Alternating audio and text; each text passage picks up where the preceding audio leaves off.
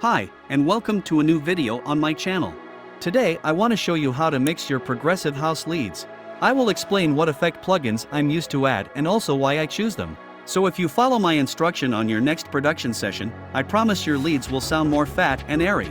So without further ado, let's get right into it. First things first, we have an unprocessed melody sounding like this.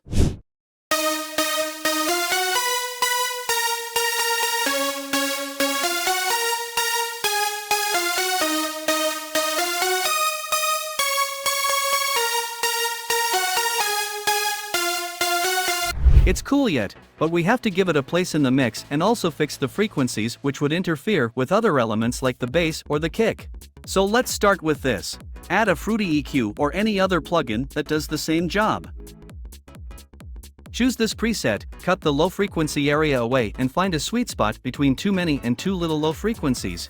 It always lays around 200 kHz. If now your leads still sound unnatural, put them an octave up. Do a simple high cut at around 16k kHz because you won't hear this frequencies. For the next slot, add another EQ. But this one is for cleaning up the sound. To start off, drag a random band knob up and pull your mouse wheel until you reach this position. Hit play and drag your knob around the whole frequency area. It's easier to find annoying frequencies by looking at the very big peaks. If you successfully found one, pull the band knob all the way down and find a sweet spot between eliminating the ugly frequency and don't destroying the sound character. Do this step again and again, but don't overdo it, because then your lead will sound thin.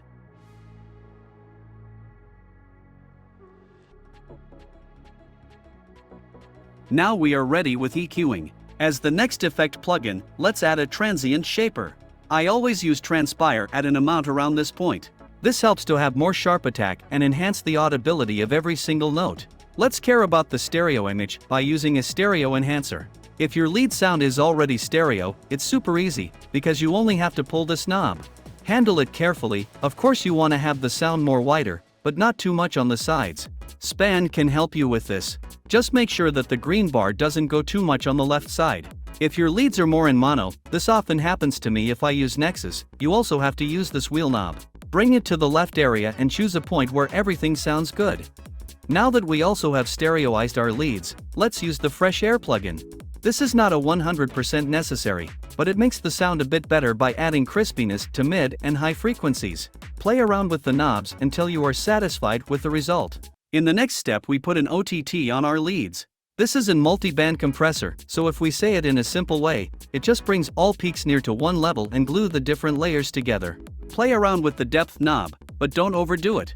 I recommend a value under 20%.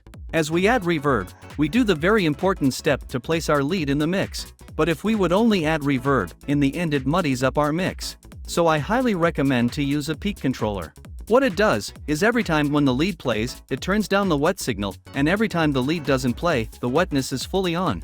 Follow this simple way in the top right corner to link your reverb to a peak controller. Now let's have a look at the actual reverb parameters. Set a low cut at around 25% and a high cut at 40%. This control lowers only the frequencies of the reverb, not the sound itself. Push the decay to a value at around 25%. That's it for the reverb. Last but not least we need a sidechain plugin to have the pumping effect. The real sense of this is to prevent elements to clash with the kick. In progressive house it doesn't have to be a heavy sidechain, so it is enough to choose the free punch preset of kickstart at around 60%. So these are all the plugins I process my leads with. As you might have seen, it's not that difficult.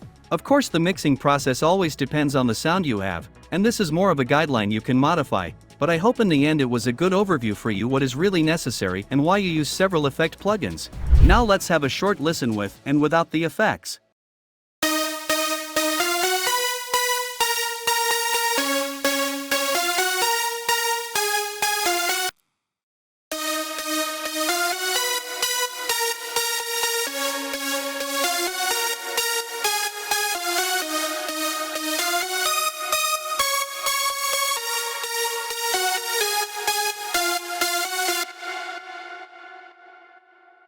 So, I hope you enjoyed this tutorial. If you have any questions, write it in the comments section below, and if you want to see more of this content, subscribe to my channel for free.